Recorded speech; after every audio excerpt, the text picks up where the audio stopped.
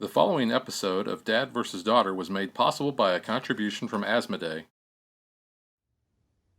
Hello and welcome to another episode of Dad vs. Daughter. I'm Tim the Dad, and as you can see, I have my little speed racer in the Mach 5 here. Honestly, I think the Mach 5 is the most iconic race car of all time. It's just an awesome looking car. But that is because we are going to be looking at a racing game today. That is Heat, Pedal to the Metal from Days of Wonder. Now, this is a game where we're going to be speeding around the track using cards from our hand, but we also have to manage the heat from our engine. So let's get it to the table. I'm going to give you a high-level overview on how the game is played, and then I'm going to tell you what I think, so check it out.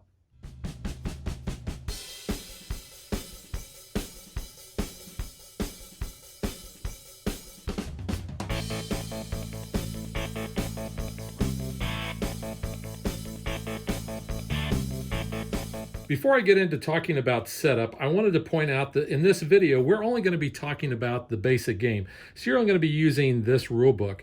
Now, for those of you who want a very more in-depth game where you have more customization and things like that, there is a whole nother rule book about advanced play and championship system. But like my buddy Rodney Smith over on Watch It Played, I'm going to let you discover that on your own.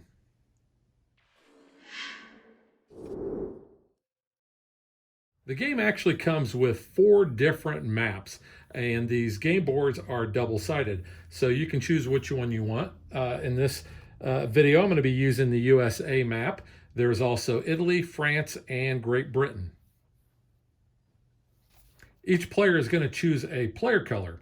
Now we have green, blue, red, black, yellow, and gray. So in each player color, you're going to get a car. You are going to get a play mat, you are going to get a gear shift, and you're also going to get a deck of cards, all in your player color. Now, we have mainly speed cards that are going to make up our deck, and you'll see that we have 3 number 1s, 3 number 2s, 3 number 3s, and 3 number 4s.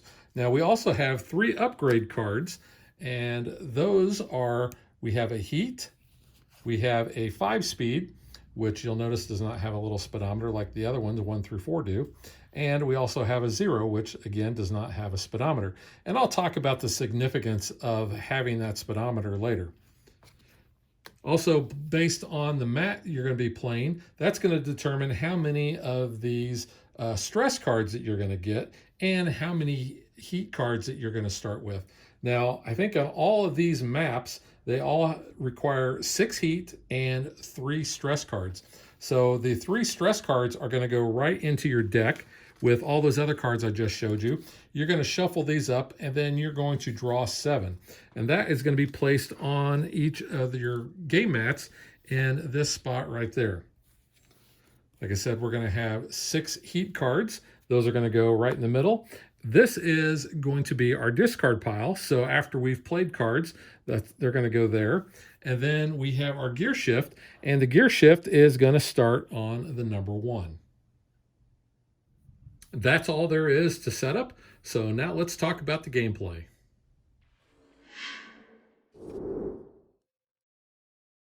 So you can see here on the player mat, one of the things I really like is they put all of the steps that are part of the gameplay at the very top of your player board. Now, they also have these little numbers and a little exclamation point. This means that these are always mandatory, that you have to do these. So step 1, step 2, step 3, and then you could skip 4, 5, 6, and 7, and 8 and go right to 9. But I'm going to talk about why you're going to be wanting to do all these. So you'll notice that steps 1 and 2 kind of have this brown ring around them. That's to indicate that all players are going to do these in order at the same time. So everybody is going to first be picking which gear they want to be in. And we're going to be starting on gear number 1, but you can, for free, go up or down a gear. Or if you want to pay a heat, you can go up or down 2 gears. Now, whenever you have to pay heat, you're going to be paying heat from your engine into your discard pile. So let's just say that for the green player here, we wanted to start off in 3rd gear. So because I want to go up 2 gears, I'm going to take one of those heat cards from my engine and I'm going to place that in my discard pile. The next thing we're going to do is, based on the gear that we are in, that's how many cards we're going to be playing from our hand. Now, I mentioned earlier, you're going to draw up to 7 cards, so you have those to choose from. So in my example down here for the green player, they have to actually play 3 cards because they are in 3rd gear. Now, after shuffling and drawing their initial 7 cards, you can see the green player has 2 2s, a 3, and a 4, a heat, which does absolutely nothing while it's in your hand except clog your deck. And then we have 2 stress cards. Now, the way stress cards work is whenever you play these, you'll see it has a plus sign. That means what you're going to do is you are going to draw cards from your draw pile until you get cards that have that little speedometer on there. And that's going to increase your overall speed for that turn. So since I am in 3rd gear, I have to play 3 of these cards. And you can see based on the track up here, we don't have to worry about anything until we get all the way down here where we have our first curve. And I'll talk about the significance of that. But let's just for grins, go ahead and we're going to pick, we'll do a 3 and a 4, and we're also going to do a stress. So what we're going to do is we are going to be placing those cards face down near our player board. Everybody's going to do that. And then based on turn order, you are going to reveal all 3 cards and play those. Now, turn order is always whoever is in lead is the first player of that turn. And you are always going to be looking and going back as far as turn order. So while turn order may go every player in clockwise order, it may not. It may skip players or it may go backwards. So player order is very important. Now, whoever is furthest along is considered to be in first place. Also, if 2 cars are next to each other, and you'll see starting off, we are all next to each other, whoever is closest to the what they call the racing line, and that is this thick white line that goes around the edge of the track. So that white racing line is going to start off on the outside of the track. It's going to come around here until we get to this first curve, and then it's going to go into the inside. Now, you'll see that it continues all along here, even through the next curve, all the way around until it gets to this curve, and then it's going to come back to the outside. So now, based on whoever is in first place, they are going to be the first player to actually play their turn. So in step 3, they're going to be playing cards. So they're going to be flipping over the 3 cards or the number of cards based on the gear that they selected. So they're going to flip these up and all the players are going to be seeing these. And you see that I have an adrenaline card. So I'm going to start drawing cards off the top of my deck until I get a speed card. So that was the first card that I drew that has a speed icon on it. So I'm going to place that right there. So this means I am going to move my car a total of 8 spaces.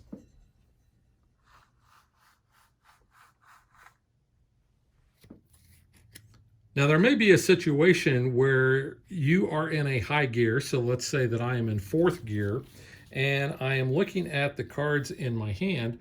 I don't have enough speed cards in order to play. In fact, I'm going to be playing these 3 and I have to play 4. So I'm going to actually be playing 1 heat. So whenever I reveal those cards, then I'm going to show that, hey, I was not able to actually play all the valid cards that I needed to do. So essentially what's going to happen is all of these cards are going to go into my discard pile. My gear shift is going to go all the way down to 1. And I am basically going to skip from 3 all the way to 9. I cannot do any of these other steps. I also am not able to move my car at all, regardless of how many of the speed cards I actually played during that turn. Now, step 4 only comes into play if you are in last place or you're next to last in a 5 or 6 player game. What that's going to do is it's going to allow you to move up to 1 extra space, and it's going to give you a cooldown icon. Cooldown is how you get the heat cards out of your deck and back into your engine. Step 5 is going to be where you're going to be able to do that cooldown, and you also have the option to do a boost. Now, this side is used in the advanced game, so we won't be talking about those in this video. So a cooldown is where you're going to be able to take one of those heat from your hand. So you can see that I've got this in my hand, and I can place that back onto my engine. So that's going to get it out of my hand so that I have other cards that I can play, as well as provide me with heat when I need to use it. So a little bit more clarification on step 5. So when you do the cooldown, like I said, if you're in last place, you're going to get an extra cooldown here. But if you're not in last place, essentially what you're going to do is you're going to look and see which gear you're in. If you're in first gear, you have a cooldown value of 3. If you're in second gear, you have a cooldown value of 1. So if I'm in gear 3, I can put up to 3 heat cards from my hand back into my engine pile. And if I'm in second gear, I can put 1 card. Also, the clarification on the boost, when you boost, you do have to pay 1 heat. So you would be taking 1 of the heat from your engine and putting it into your discard pile. And then what you're going to be doing is you're going to be flipping cards over from your draw deck until you have a speed card. So if we look at our cards here, we flip the first one up. That is not a speed card, so that's going to go into our discard pile. And then this is the first card that has the speed on there. So we are going to actually add 4 more to our actual speed. Next, we can slipstream. Now, if we are directly behind another car, or if we are directly beside a car, we can actually slipstream around and move 2 spaces. So then we would be in front of that other car. Now, important note about car movement. Cars do not actually block you like they do in some racing games. So if 2 cars are sharing a space, for instance, right here, it doesn't prevent any of the cars behind them from basically going around them. However, if they were to end their movement where they have no spaces available because those 2 spaces are taken up, then they actually have to be in the space behind them. Step 7, we are going to check the curves. And you'll notice it's got a little question mark there. And it basically says, is your speed greater than what the curve is rated at? So this first curve we have over here is rated at a 7. So if we basically come in and blow through the curve and our speed is greater than 7, then we have to actually pay heat equal to the difference. So let's say we came through at a 10 and that curve is rated at a 7. We actually have to pay 3 heat from our engine to our discard pile. Now, if we can't pay that heat, then we pay as much heat as we can, and then we spin out. If we spin out, then we basically lose our momentum, and we have to go to the space right before the curve. You'll also have to take an extra stress card and put it in your hand if you're in first or second gear, or if you're in third or fourth gear, you got to put 2 extra stress cards in your hand. And then you're going to move your gear shift all the way down from whatever gear you were in to 1. In step 8, any cards that we have in our hand that we want to discard that do not have that icon that shows the red X through the trash can, we can put in our discard pile. Now, after we have played all of our cards and we've moved them, including all the cards we used for any boosting, then those cards are going to go into our discard pile. And then we're going to draw back up into our hand size of 7. And then the next player in turn order would go and take their turns from 3 all the way through 9 if possible. Once all players have taken their turn, then you're going to look and see who is furthest in the lead, and you are going to continue playing rounds until you have completed 2 laps. Then once you cross the finish line, that doesn't necessarily mean that you have won the race. You're going to be looking to see who is actually furthest on the track on that turn. So if you look at the example here, on this turn, you see that green and blue both cross the finish line. However, green is furthest. Now, if they were in the same spot like this, you would look to see who is closest to the racing line. In this case, green is, so green would actually be in first place. Now let's say that all of the other cards have taken their turn.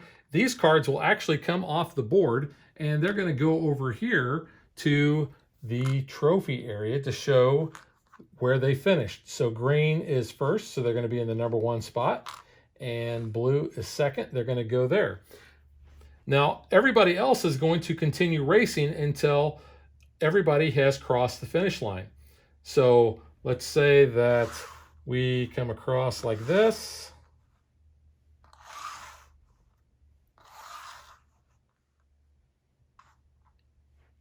And everyone has completed their turns. Red would actually finish in third because they're closest to the racing line. Black would be fourth. Gray would be fifth. And yellow would be sixth. They weren't even able to cross the finish line before everybody else. So then you can take these cars and you can place them over here to show their ranking. And that's all there is to it to playing the basic version of Heat. So now let's get to what Dad thinks.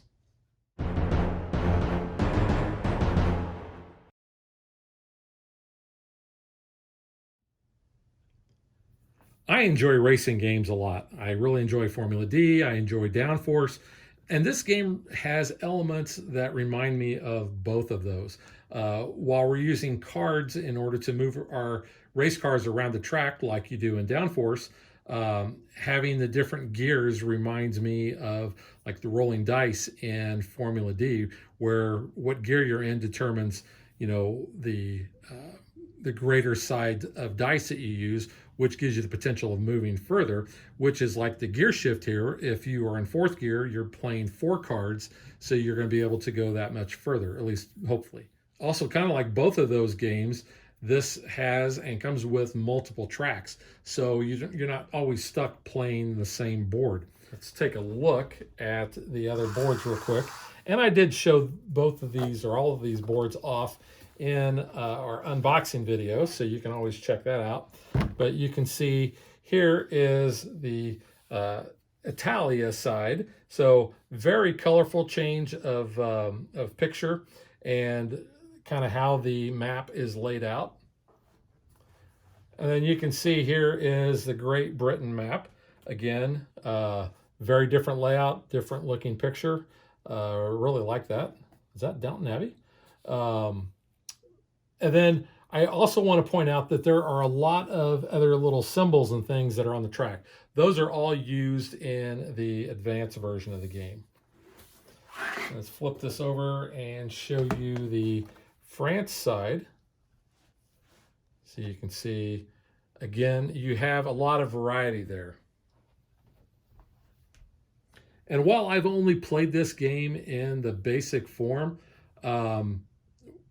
I really enjoyed it. In fact, everybody that I've played this game with has really enjoyed that as well. Now, talking about the advanced, you have things that you can add in, such as different weather. And you can see we have different tiles for those. And the weather is going to go on the weather spot on the boards. They all have different markings for those. And then the garage mode, you can see there is a huge deck of cards here that you're going to be able to use basically to customize your car. It's going to give you special things. Again, that is all listed in that other rule book that you can check out for yourself. But if you ever get bored of the basic game, then definitely look into playing with this. I have not had a chance to play with the garage part yet, but it is very in-depth and adds a lot of meat to this game. Other than that, playing the basic game really is a very simple concept. You're going to have 7 cards. You're going to be playing, cards based on your gear that you're in. You're going to be moving your car around and trying to manage the heat and manage the cards that you have so that you always have cards that you can play. You also want to make sure that you watch out for your speed in the corners. So with the accessibility, I think this game will appeal to really about everybody. Non-gamers can pick this up because They're going to understand the concepts of racing. I don't think the playing of the cards is complex at all. They may have to remember, hey, I need to pay a heat in order to do a boost or to go up one of the extra gears. But, you know, this player mat is really nice because it does show you where you have to pay that heat.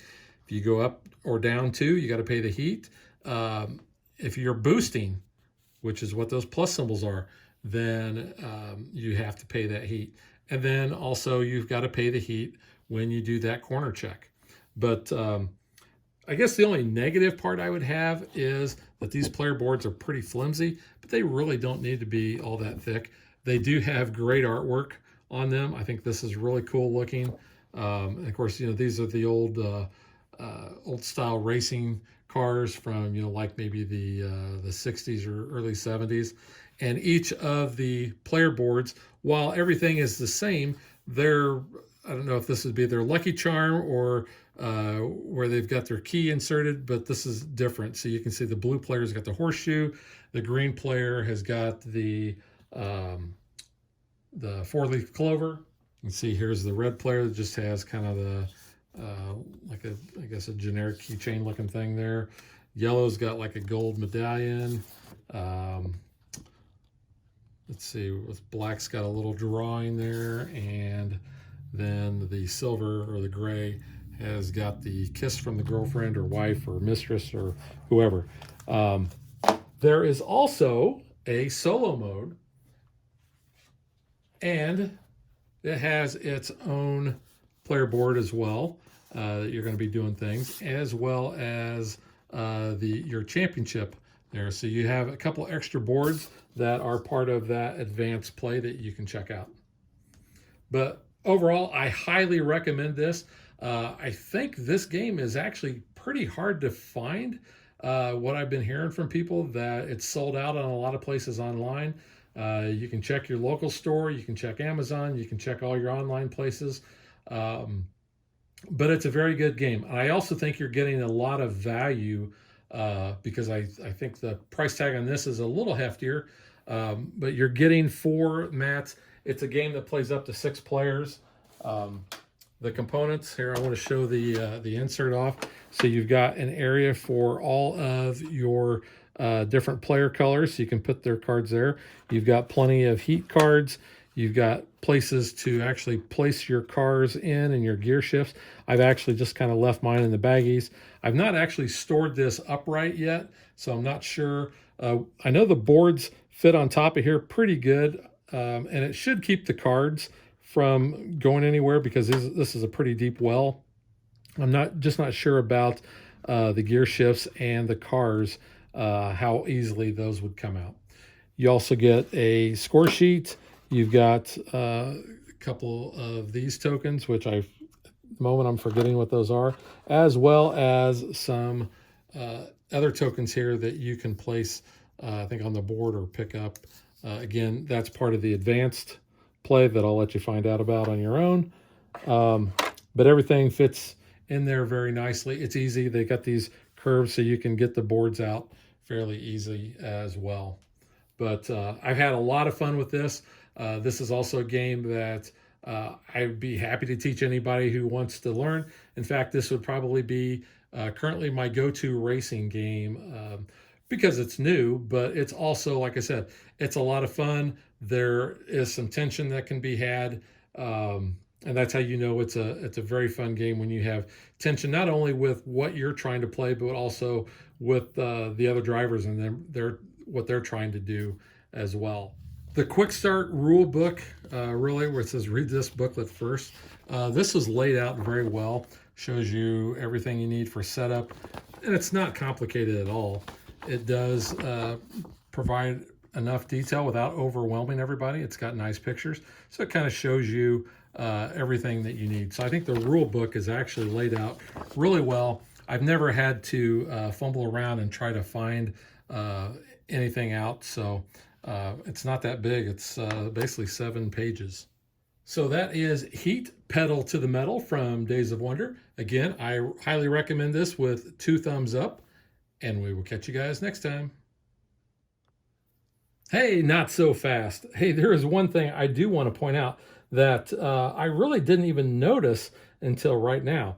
If you look at each of the cars, and let's see how well this actually shows up there, you can see that it has a little number on the front there.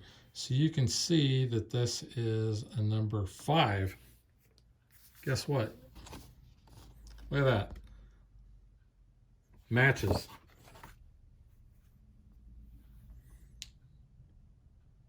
The red has a number 3, and also it's on the side there as well.